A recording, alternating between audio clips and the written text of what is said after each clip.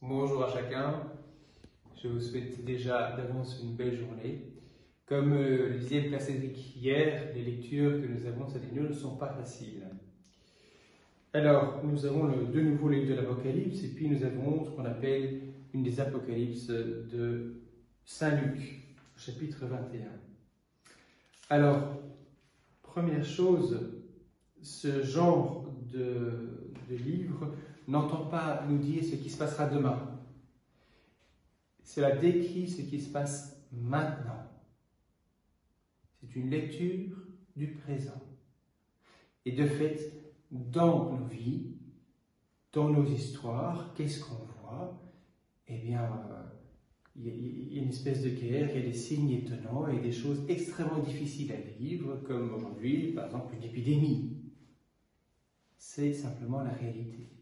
Dieu est le plus réaliste de tous, en fait. Et il nous avertit avec bonté pour que nous puissions tenir. Ça, c'est le premier point. Deuxième point, dans l'Évangile, toutes les persécutions et les difficultés mettent en relief une chose, ou bien il nous faut poser une question, en fait, qui est difficile, c'est: est-ce que j'accepte de souffrir à cause de l'amour, pour l'amour, à cause du Christ? Est-ce que j'accepte ça? Nous avons tous subi des choses difficiles dans nos vies. La question, c'est: est-ce que je renonce à l'amour pour ça ou pas? Ou je continue? Et donc, il y a un moment où, malheureusement, eh bien, on souffre de l'évangile, et ce n'est pas ce que Dieu veut. Mais est-ce que je vais renoncer à faire le bien parce que j'ai mal? Est-ce que je vais renoncer à aimer et à être fidèle parce que j'ai mal? C'est la vraie question, en fait. C'est ce que Benoît XVI dit dans son encyclique, c'est très fort. Ça, c'est le deuxième point.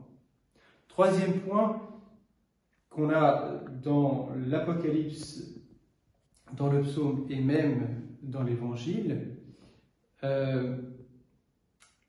Jésus dit: pas un cheveu de votre tête ne sera perdu. Et puis dans l'Apocalypse, on voit cette vision magnifique de tous ceux qui louent le Seigneur. À travers tout ça, Dieu est là. Il n'approuve pas les souffrances, il n'approuve pas toutes les difficultés qui nous tombent dessus, mais il est celui qui est capable de conduire l'histoire à travers ça. Ce n'est pas ce qu'il veut, mais il peut récupérer les choses pour les conduire pour le bien. Ce qui ne transforme pas le mal en bien. Mais il est vraiment capable de conduire les choses.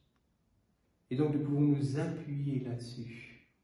Dieu reste profondément le maître de l'histoire. Dieu ne triche pas avec nous, comme je disais au début, il est réaliste. Et donc il nous annonce ce qui est vraiment pour que nous puissions tenir. Eh bien, ancrons-nous dans cette bonté de Dieu qui est avec nous dans les moments les plus difficiles. Bonne journée à chacun.